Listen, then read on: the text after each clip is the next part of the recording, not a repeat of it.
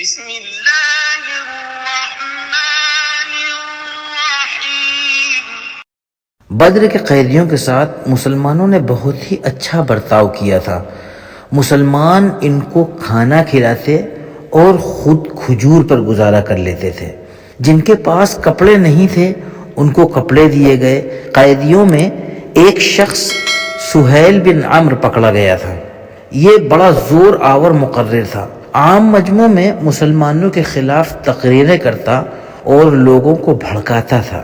بعض صحابیوں نے کہا یا رسول اللہ صلی اللہ علیہ وسلم اس کے دانت اکھڑوا لیجئے کہ پھر اچھی طرح بول نہ سکے۔ آپ صلی اللہ تعالی علیہ وسلم نے ان کی رائے کو ناپسند کیا اور فرمایا اگر میں اس کے جسم کا کوئی بھی حصہ بگاڑ دوں گا تو گرچہ میں نبی ہوں مگر خدا اس کے بدلے میں میرے جسم کا بھی کوئی نہ کوئی حصہ بگاڑ دے گا۔ بعض پرجوش صحابی چاہتے تھے کہ ان قیدیوں کو قتل کر دیا جائے، مگر آپ صلی اللہ تعالی علیہ وسلم نے ان کی بات بھی نہیں مانی اور یہ طے کیا کہ ان قیدیوں میں جو امیر ہیں وہ فدیہ لے کر چھوڑ دیے جائیں، اور جو غریب ہوں لیکن لکھنا پڑھنا جانتے ہوں وہ 10 مسلمان بچوں کو لکھنا پڑھنا سکھا دے اور آزاد کر دیے جائیں، اور جو قیدی یہ بھی نہیں جانتے تھے ان کو فی سبیل اللہ آزاد کر دیا گیا۔ بدر کی جیت نے مسلمانوں کی قسمت کا پانسا ہی پلٹ دیا تھا۔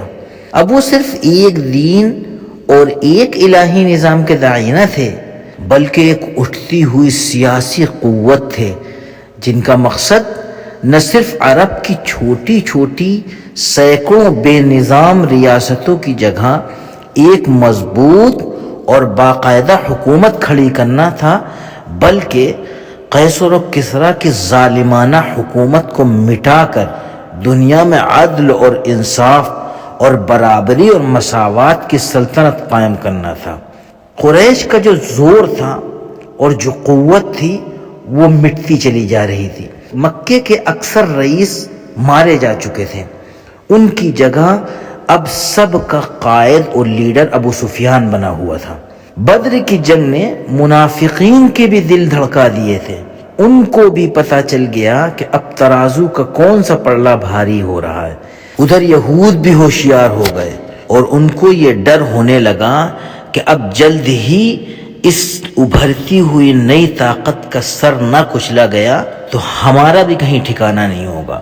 بدر کی لڑائی تو ایک حضرمی کے خون کے لیے کھڑی کی گئی تھی، اب قریش کو اپنے 70 مقتولین کے خون کے بدلے کا خیال آیا۔ بدر میں جو مارے گئے تھے ان کا ماتم ہونے لگا، مرثیے پڑھے جانے لگے، سازشیں کی جاتی تھیں کہ مسلمانوں سے اس کا بدلہ کیسے لیا جائے۔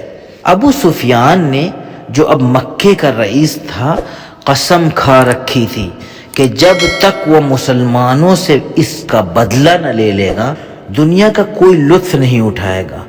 بدر کے 3 مہینوں کے بعد اس نے اپنی قسم اس طرح پوری کی کہ 200 سواروں کو لے کر مدینے کے آس پاس علاقے میں گیا اور یہود سرداروں سے بات چیت کی۔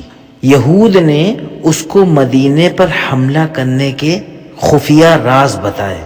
صبح کو لشکر کے ساتھ واپس ہوتے ہوئے ابو سفیان نے ایک مسلمان کو قتل کر دیا اور مسلمانوں کے چند مکانوں اور گھاس کے ڈھیر میں آگ لگا دی۔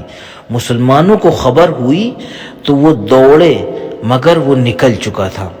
اس واقعے کو غزوہ سویق یعنی ستو والی لڑائی کہتے ہیں، کیونکہ ابو سفیان کے ساتھیوں کا توشہ اس سفر میں سویق یعنی ستو تھا جس کو وہ گھبراہٹ میں پھینکتا ہوا چلا گیا۔